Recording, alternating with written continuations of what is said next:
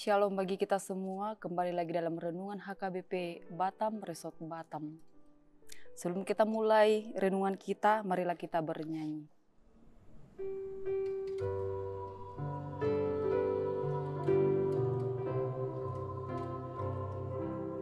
Ku heran Allah mau memberi rahmat-Nya padaku, dan Kristus sudi menebus yang hina bagaiku.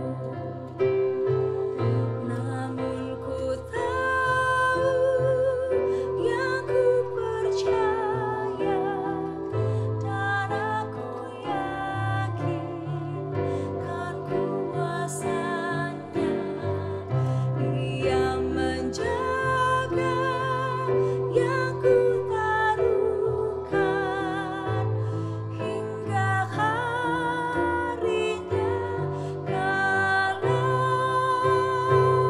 Namun ku tahu, yang ku percaya, dan aku yakin kan kuasa-Nya. Ia menjaga yang ku taruhkan hingga harinya kelak. Kita berdoa.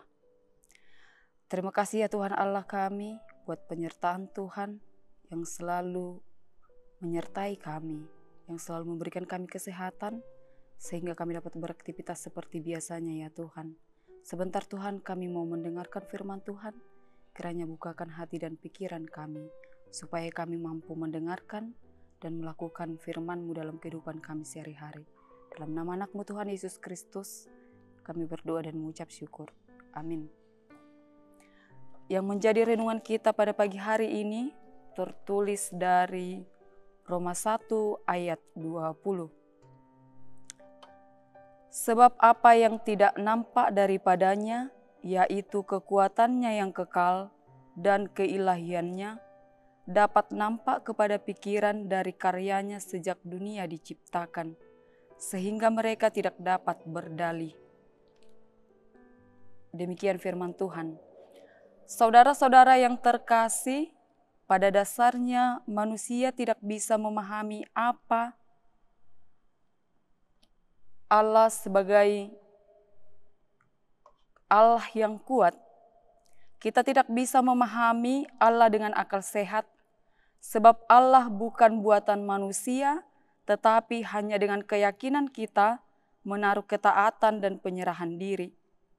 Dengan demikian, penilaian benar atau berdosa diukur dari iman percaya. Paulus menggambarkan dosa dengan memakai pola yang dipakai orang Yahudi mengecam kaum penyembah berhala, yaitu bangsa-bangsa kafir. Saudara-saudara yang terkasih, perlu kita perhatikan bagaimanakah keadaan bangsa-bangsa non-Yahudi pada zamannya. Seperti bangsa Yunani dan Romawi, benar-benar seburuk yang digambarkan di sini. Untuk memahami penilaian Paulus terhadap bangsa-bangsa kafir atau non-Yahudi, Paulus tidak berbicara mengenai golongan manusia tertentu pada zaman tertentu yang mungkin lebih buruk daripada golongan lain atau zaman lain. Yang ia lukiskan di sini ialah keadaan manusia pada umumnya dilihat dalam terang firman Allah. Saudara-saudara yang terkasih, dalam renungan ini, Paulus mengatakan, sebab apa yang tidak nampak pada dirinya, yaitu kekuatannya yang kekal dan keilahiannya, dapat nampak kepada pikiran dari karyanya sejak dunia diciptakan dan sehingga mereka tidak dapat berdalih. Artinya ketika kita melihat alam semesta, kita perlu bertanya, Dari mana alam semesta yang sedemikian besar itu bisa ada? Kita juga perlu bertanya, dari mana manusia yang berpribadi itu bisa muncul?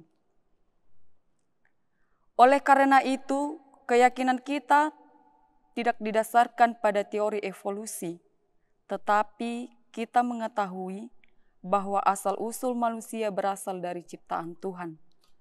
Maka Tuhan yang kekal adalah pemilik, penyelamat, dan pemelihara kita. Maka dari itu saudara-saudari, kita harus meyakini kekuatan Tuhan yang kekal dalam kehidupan kita sehari-hari. Amin. Kita berdoa. Sungguh kami mengucap syukur ya Tuhan, karena Tuhan masih menyertai kami hingga pada saat ini.